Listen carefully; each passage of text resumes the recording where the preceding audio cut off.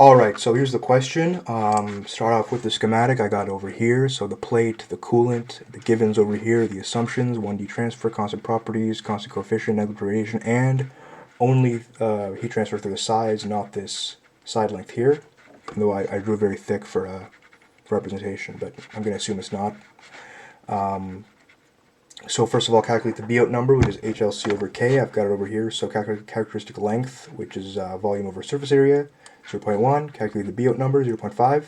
So it's greater than 0.1, so you technically cannot assume lump system, but second part, calculate the Fourier's number. So it's going to be diffusivity time over length squared, or thickness squared. Over here, got all these values, 0.1008, less than 0.2, so you also cannot use the one-term approximation method. So So with both of these, you can, to correctly solve, you should assume it's a semi-infinite solid. All right.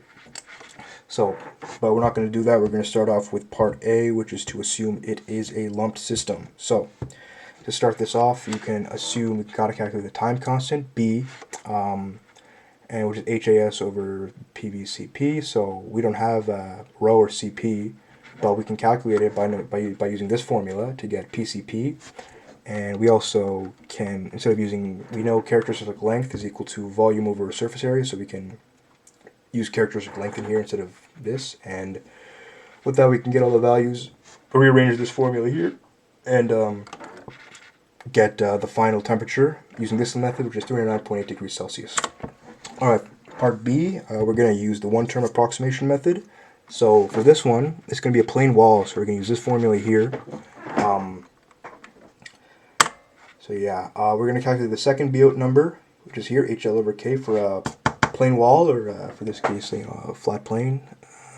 So here it is, B-out number 0.5, and we're going to use this chart here to get these two constants over here for use in the formula. So with that, we think we can calculate everything in. Also, the surface is going to be x equal L at the surface. And with that, we can plug these numbers in and plug it into the formula, and we'll get a final temperature using this method of 216.3 degrees Celsius, which is a lot lower than the lump system.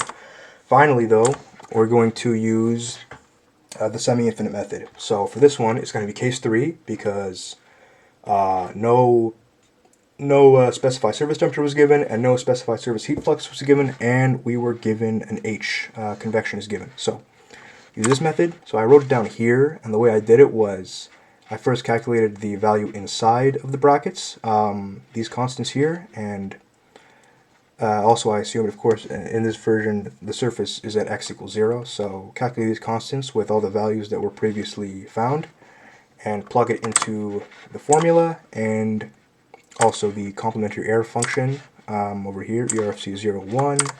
This one, error function of this value is over here, so I linear interpolated to get this value, and we've got this value, 276.4 degrees Celsius. So now we've got all the values. So the reason why this one is so high is because it assumes there's no internal resistance, even though there is, because the B-out number is too high. So that's why it's very inaccurate.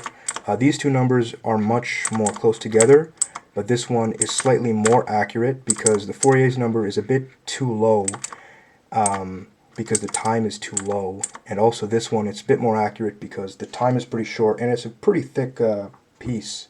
I think it was 20 centimeters thick. So this is the most accurate version here, 276.4 degrees Celsius. Thank you, and I use electrolyzer sources.